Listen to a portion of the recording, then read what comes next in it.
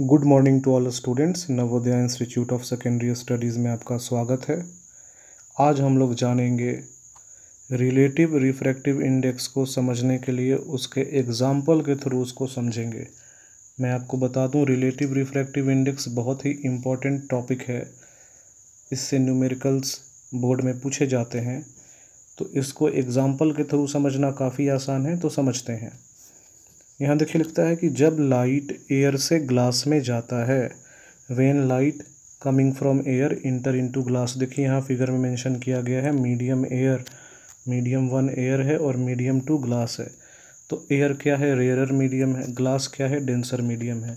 तो पीओ जो है इंसिडेंट रे है और इसके बीच का एंगल POM क्या है? एंगल ऑफ इंसिडेंट है।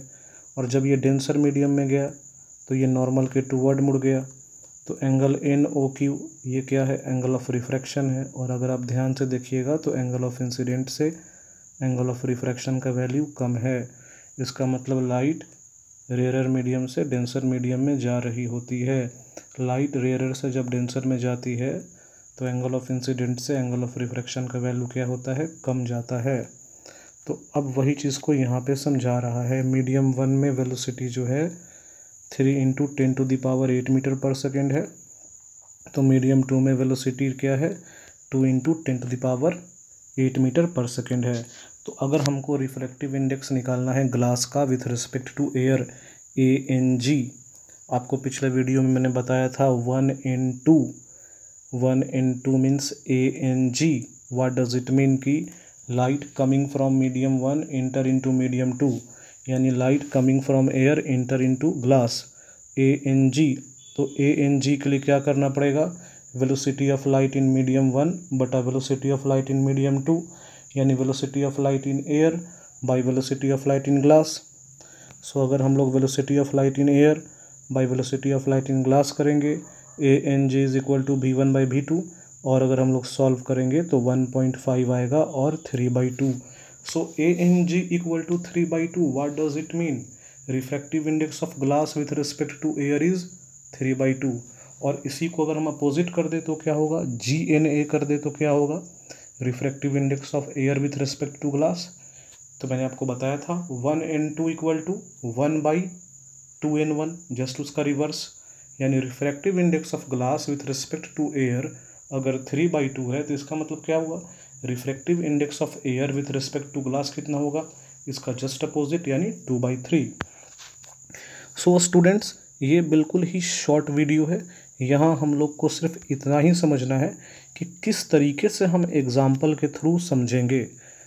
रिलेटिव रिफ्रैक्टिव इंडेक्स का मतलब ही यही होता है कि जब लाइट एक मीडियम से दूसरे मीडियम में जाती है तो मीडियम 1 से मीडियम 2 का जो रिफ्रैक्टिव इंडेक्स में चेंज आता है उसका क्या रिलेशन है।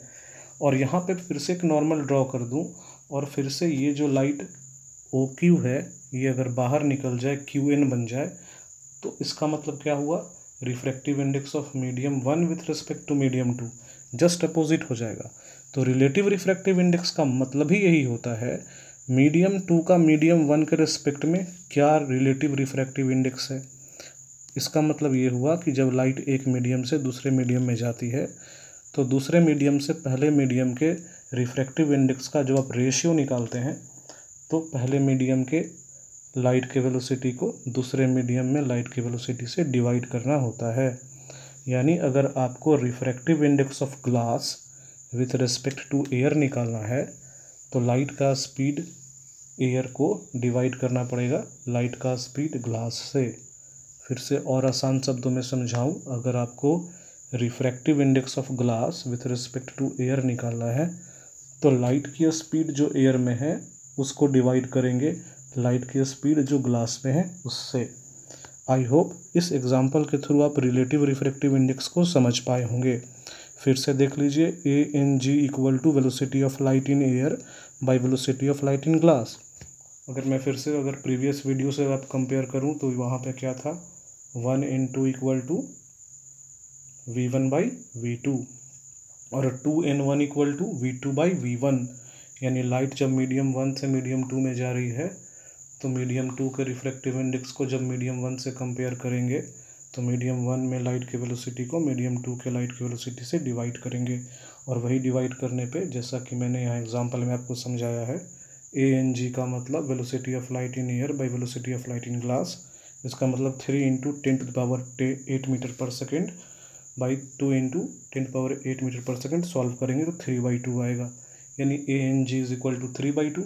इसका मतलब क्या हुआ, refractive index of glass with respect to air is 3/2।